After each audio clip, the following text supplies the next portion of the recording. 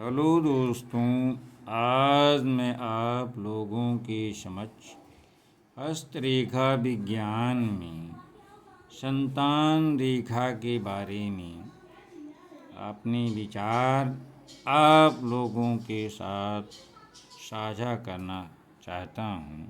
दोस्तों, इसके पहले मैंने विवाह रेखा, भाग्य रेखा, सूर्य रेखा और जीवन रेखा के बारे में आप लोगों का मार्गदर्शन किया था।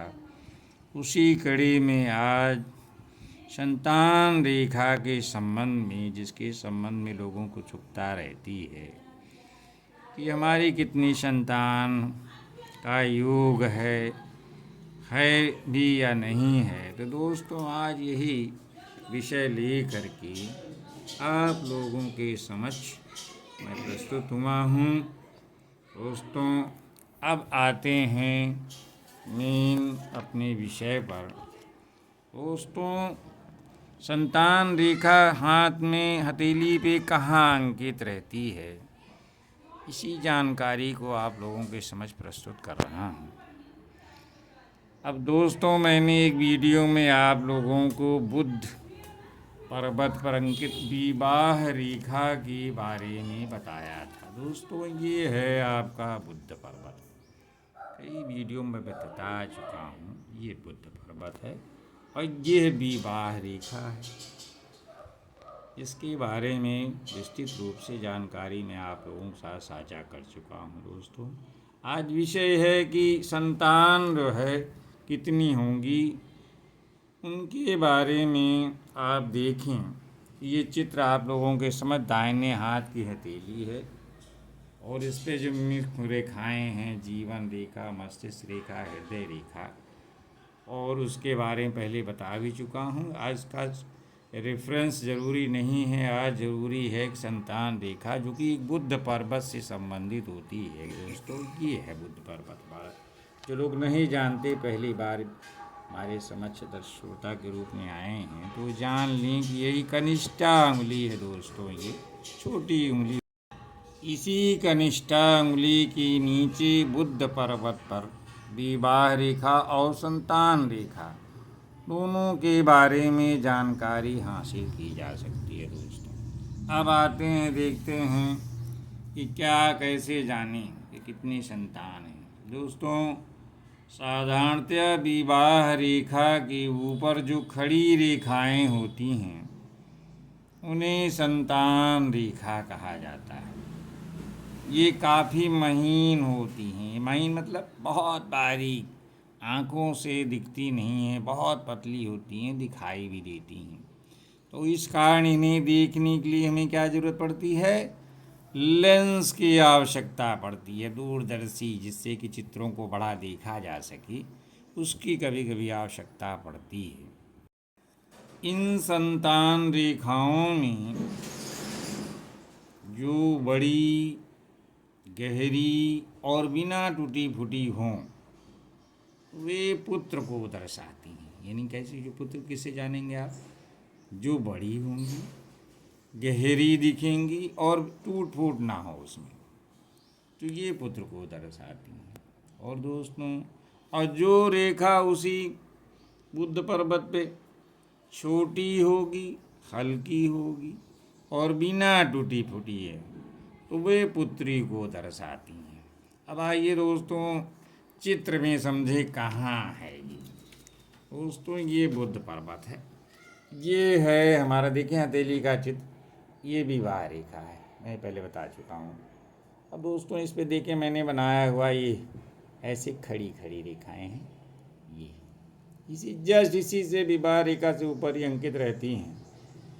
अब इसी से गणना करेंगे जिस पे जो छोटी रेखाएं और कहीं कटी पिटी टूटी ना हो, दीप ना हो, यानी किसी तरह का भंग यानी नुकसान ना हो, तो जो छोटी रेखाएं हैं दोस्तों, वो पुत्री को दर्शाती हैं, और जो बड़ी रेखाएं हैं उतने पुत्र को दर्शाती हैं।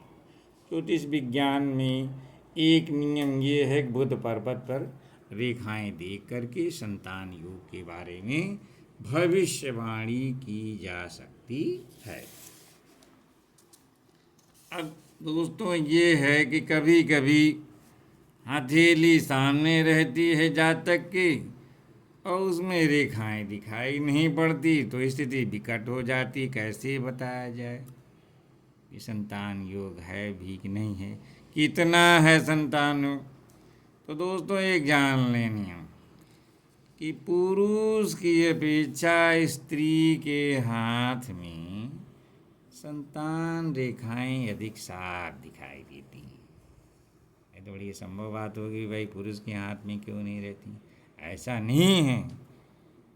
यदि माता या पिता को संतानों से प्रेम नहीं होगा, पुत्र तो हैं लेकिन उनको अपने बच्चों के प्रति कोई लगाव नहीं है, तो संतान रेखा उसके हाथ में दिखाई नहीं देती।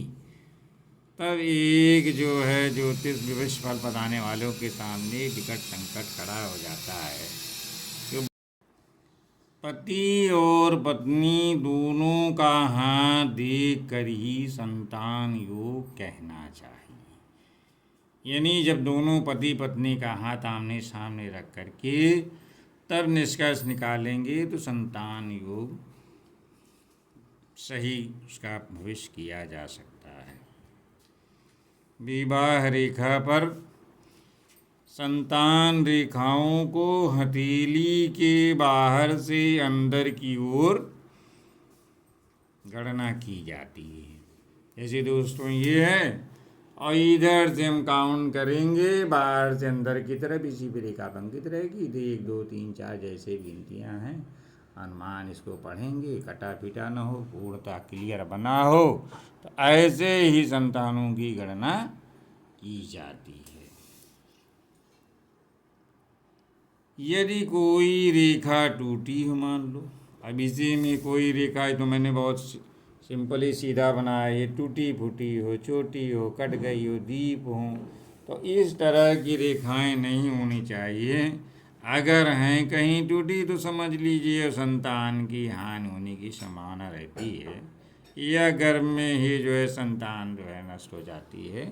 तो कुल मिला के स्पष्ट रूप से तभी दिखाई देता है जब स्पष्ट रूप से बुध पर्वत के ऊपर, विवाह के रूपा के ऊपर संतान रेखाएं स्पष्ट रूप से अंकित हो, टूटी फूटी न हो, दीप न हो, कोई मतलब असामान्यता न दिखाई दे, तो वही संतान पुत्र पुत्री के बारे में आप जानकारी प्राप्त कर सकते हैं। दोस्तों जब संतान रेखाएं पूरी तरह स्पष्ट अंकित होती हैं, अगर ये ऐसे जैसे मैंने वीडियो में बताया स्पष्ट रूप से अंकित हैं ये सब, तो जब संतान रेखाएं पूरी तरह स्पष्ट अंकित होती हैं तो स्वस्थ बलशाली संतान की द्योतक होती हैं। इससे क्या पता चलता है दोस्तों कि वो जो संतान होगी वो परफेक्टली उसका स्वास्थ्य, उसका वो सब तंदुरुस्त दिखाई पड़ेगा, स्वस्थ रहेगा, यानी बीमार या कमज़ोर बच्चा नहीं रहेगा।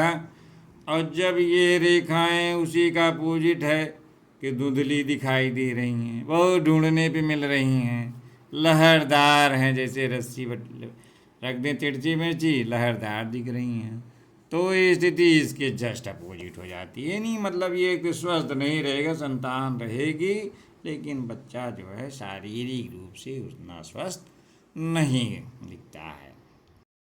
संतान रेखा पर दीप होना, ये दीप के बारे में दोस्ती बता चुका हूँ दोस्तों। दीप क्या है, यही संतान रेखा है। ये देखें, इधर वीडियो में देखें आप, ये ऐसे दीप बन जाए, ये अगर इस तरह के दीप होगा तो रोगी संतान को दर्शाता है। नहीं बच्चा होगा लेकिन वो शरीर से हो सकता है कि रोगी हो।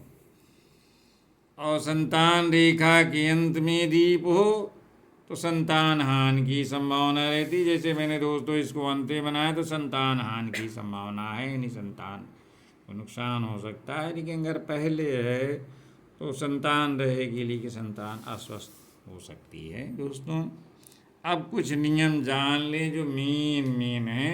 हस्तरेखा विज्ञान बड़ा गूढ़ है और खासकर सबसे कठिन विषय यही है, जिस विषय को आज मैंने उठाया है। इसमें ज्योतिषियों को बड़ी परेशानी हो जाती है, सही सही निर्णय नहीं कर पाते। कभी कभी तो साधु सन्यासी बाल ब्रह्मचारी के हाथ में रेखाएं अंकित रहती हैं, तो ऐसी दशा में संतान योग बताना हास्यास्पद बात हो जाती है। लेकिन ज्योतिष विज्ञान है, उसमें इन सब का भी निराकरण दिया हुआ है दोस्तों। आगे देखेंगे, इसके बारे में बताने जा रहा हूँ दोस्तों। यदि हथेली चौड़ी है और सारी मुख्य रेखाएं यानी भाग रेखा, मस्तिष्क रेखा, जीवन रेखा, ये सब साफ सुथरी हैं, गहरी हैं, गुलाबी हैं, लालिमा लिए हुए हैं, तो आज समझ जाइए कि ऐसे व्यक्ति को संतान सुख लिखा हुआ है। ये और कुछ न जाने, बस इतना जान लीजिए कि उसकी हथेली चौड़ी है, सारी रेखाएं साफ सुथरी हैं, गहरी गुलाबी हैं। तो गिनती भले ना बता पाएँ, लेकिन कम से कम संतान योग तो आप उस व्यक्ति को संतुष्ट करके बता ही सकते हैं कि घबराइए नहीं, आपके संतान योग परफेक्ट रूप से बना हुआ है। दूसरी बात दोस्तों, हथेली में कभी कभी देखो मछली का चिन्ह मिलता है, कमल का चित्र मिलता है, कुंडल का मिलता है जो कानों में पहना जाता है। तो अगर ऐसे निशान हथेलियों पे मिलते हैं, कहीं भी मिलें, तो निश्चित रूप से ये संतान योग को दर्शाते हैं। नेक्स्ट, यदि चंद्रमा का पर्वत, ये जो चंद्र पर्वत है दोस्तों, ये मैंने बता चुका हूँ कई वीडियो में। चंद्र पर्वत ये विकसित हो और शुभ रेखाओं से युक्त हो, इसमें बहुत ज़्यादा जाल ओल ना बना हो, और नाखून अगर आप देखें कि उसका खूब गुलाबी गुलाबी हो, यानी रक्त संचार, ब्लड सर्कुलेशन बहुत अच्छा हो, तो संतान योग बताने में कोई हिचकिचाहट नहीं होनी चाहिए। यानी ऐसे व्यक्ति के संतान योग होता है, निश्चित रूप से होता है। नेक्स्ट दोस्तों, यदि किसी स्त्री का शुक्र क्षेत्र दबा हुआ है, अब कहाँ है दोस्तों, जो लोग नहीं जानते हैं, पहली बार आए हैं हमारे वीडियो में, तो उनको बताना चाहता हूँ। ये हमारा जो है ये जीवन रेखा है, मैंने लिखा भी हुआ है। और ये जो इतना स्थान अंगूठे के, ये तर्जनी और अंगूठे के बीच में इतना स्थान है, ये शुक्र पर्वत का है। ये उठा हुआ रहता है दोस्तों, तो संतान क्षेत्र की संभावनाएं ज़्यादा रहती हैं। लेकिन इसका अपोजिट मैं बता रहा हूँ, यदि किसी स्त्री का जो शुक्र क्षेत्र है, अब ये क्षेत्र उभरा हुआ ना हो, दबा हुआ हो, तो क्या होगा। और मणिबंध जो है, अब ये मणिबंध है दोस्तों, कई बार बता चुका हूँ, हथेली का अंतिम सिरा होता है और 3 मणिबंध रेखाएं होती हैं। हालांकि किसी में 2 ही मिलती हैं, किसी कट जाती हैं। ये सब बड़े भाग्यशाली लोग होते हैं जिनकी मणिबंध रेखाएं तीनों स्पष्ट दिखाई देती हैं। इसके बारे में एक अलग विषय है, इसके बारे में विस्तृत वर्णन किया जा सकता है। अगर ये धंसा हुआ है, इसी में आके मिल गया है, इसे यानी मणिबंध धंसा हुआ है, शुक्र दबा हुआ है, तो ऐसी स्थिति में वो संतानहीन होती, यानी शुक्र का जो है दबा होना और मणिबंध में धंसा होना, ये उसको जो है संतानहीन योग दर्शाता है दोस्तों। इसका मतलब क्या है, इसका मतलब यही है कि शुक्र पर्वत का उच्च होना, शुक्र जो है संतान कारक है, सुख कारक है, तो इसलिए शुक्र का ऊंचा होना जरूरी होता है दोस्तों। नेक्स्ट, इसी तरह से एक और है कि जिस स्त्री की जीवन रेखा अंगूठे के काफी नजदीक से निकलती है, तो क्या होता है दोस्तों, तो वहाँ भी स्थितियाँ विपरीत हैं कि वह संतान सुख से वंचित होती है। अब इसमें क्या है दोस्तों, ये नहीं समझ पाएंगे कि अंगूठे काफ़ी नज़दीक। अब यही चित्रों के माध्यम से देखें, मैंने दिखाया ये जीवन रेखा है, ये भरा पूरा शुक्र पर्वत है, तब तो भाई संतान योग निश्चित रूप से है। लेकिन अगर ये जीवन रेखा यहाँ से बहुत पतला सा स्थान घेरे, शुक्र छोटा हो जाए, तो क्या स्थिति होगी। अंगूठे के पास से गुजर रही छोटा सा शुक्र पर्वत है, इसका मतलब शुक्र उसका कमजोर है, तो वे जो है वही संतान सुख से वहाँ बाधा बनती है दोस्तों, उसी को कहते हैं कि वह संतान सुख से वंचित हो सकती है। नेक्स्ट दोस्तों, जब एक रेखा दूसरी रेखाओं से अधिक लंबी हो श्रेष्ठ होती है। अब इसी बुद्ध पर्वत पे जो रेखाएं बनी हैं, एक बड़ी है एक छोटी है, तो उसमें भी देखती माँ बाप का प्रेम कितना रहता है बच्चों पर। तो अगर जब एक रेखा दूसरी रेखा से अधिक लंबी होगी और श्रेष्ठ होगी, तो माँ बाप के लिए एक बच्चा दूसरे बच्चे की अपेक्षा अधिक महत्वपूर्ण हो जाता है। तो उसमें भाई एक बच्चे पर ज़्यादा लगाव रहता है, दूसरे कम रहता है। ये सामान्य सी बात है, जो योग्य होगा उसके पीछे सभी टहलते हैं, इसमें सांसारिक नियम भी है। मेरे दोस्तों, उपरोक्त बातों के अतिरिक्त निम्नलिखित आधारों पर भी संतान योग, संतान की संख्या, लिंग यानी लड़की होगा या लड़का, का अनुमान लगाया जा सकता है। दोस्तों, अंगूठे के मूल में जितने यौ बड़े हों उतने पुत्र, और जितने यौ छोटे हों उतनी पुत्रियां समझनी चाहिए। अंगूठे के मूल में यौ होना संतान प्राप्ति की अच्छी निशानी मानी जाती है। अब दोस्तों, यौ क्या है, इसको मैंने अब आपको चित्र से समझाऊं तभी आप समझ पाएंगे। ये अंगूठा है दोस्तों, सबसे नीचे की परब है, यही यौ है, ऐसे ऐसे बना रहेगा। ये अगर यहाँ ये सबसे जो शुक्र से सटा हुआ है निचला हिस्सा अंगूठे का, अगर यहाँ गोलाई ऐसे यौ बने हुए हैं, ऐसे ऐसे जंजीर ऐसे, ये जो है जितने बड़े होंगे इसमें उतने पुत्र, जितने छोटे यौ बने होंगे उतनी पुत्रियां समझना चाहिए।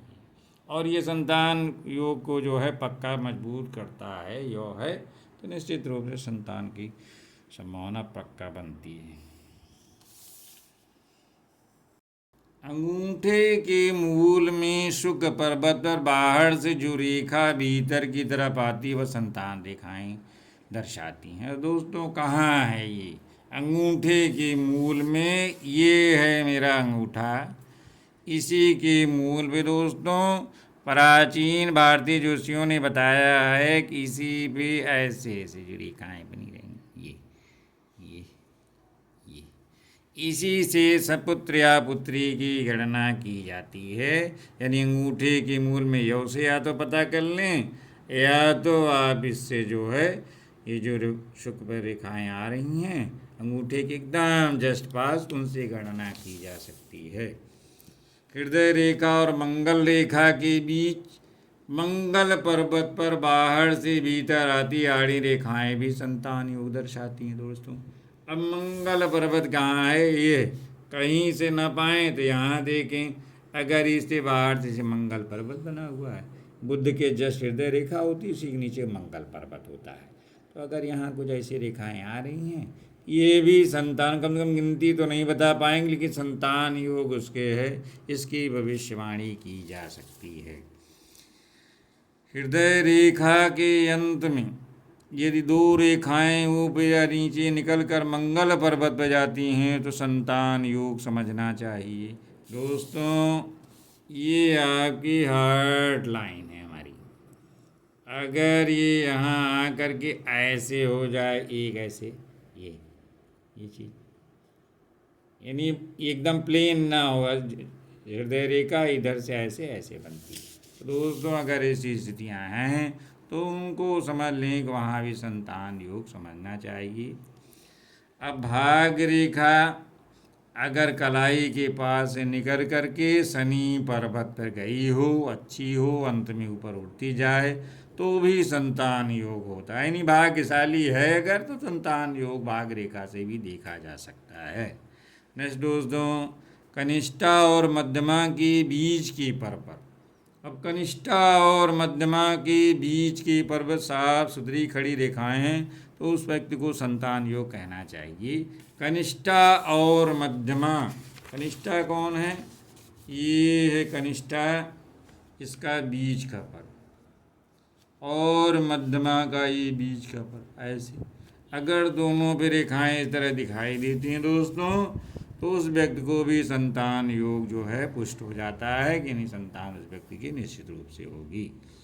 यदि अनामिका और तर्जनी की तीसरी पर साफ सुथरी रेखाएं हों तो भी स्त्री संतान से युक्त होती है।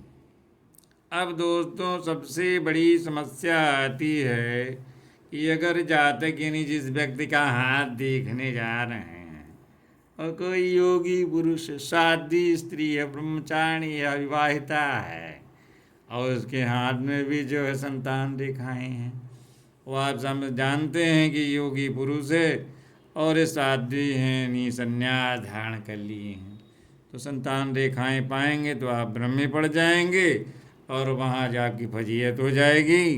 तो दोस्तों, इसके लिए हमारे भारतीय मनीषियों ने बताया है कि अगर ऐसी संतान रेखाएं ऐसे लोगों के हाथ में पाएँ तो उनसे उनके शिष्यों की संख्या, यानी जो योगी पुरुष हैं, महात्मा हैं, साध्वी स्त्रियां हैं, उनके शिष्य लोग होते हैं, उनके फॉलोअर्स होते हैं, जो उनकी बातों को मानते हैं, उनके धर्म की बातों को सुनते हैं, तो ऐसे लोग उनके शिष्य, उनके संतान के बराबर होते हैं।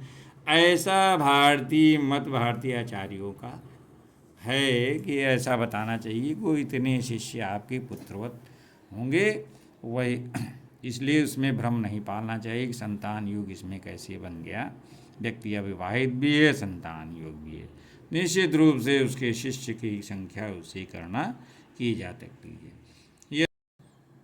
हेलो दोस्तों, यदि आपको मेरा ये वीडियो जो मैं आज संतान रेखा के संबंध में आप लोगों को समझ में प्रस्तुत कर रहा हूँ पसंद आता है तो निश्चित रूप से लाइक और कमेंट सब्सक्राइब करें, जिससे मेरा उत्साहवर्धन हो। इससे इसी संबंध में और भी ज्योतिष विज्ञान में भी बहुत सी बातें हैं जो आप लोगों के समझ अभी मैं रखना चाहता हूँ, तो उससे मुझे प्रेरणा मिलेगी।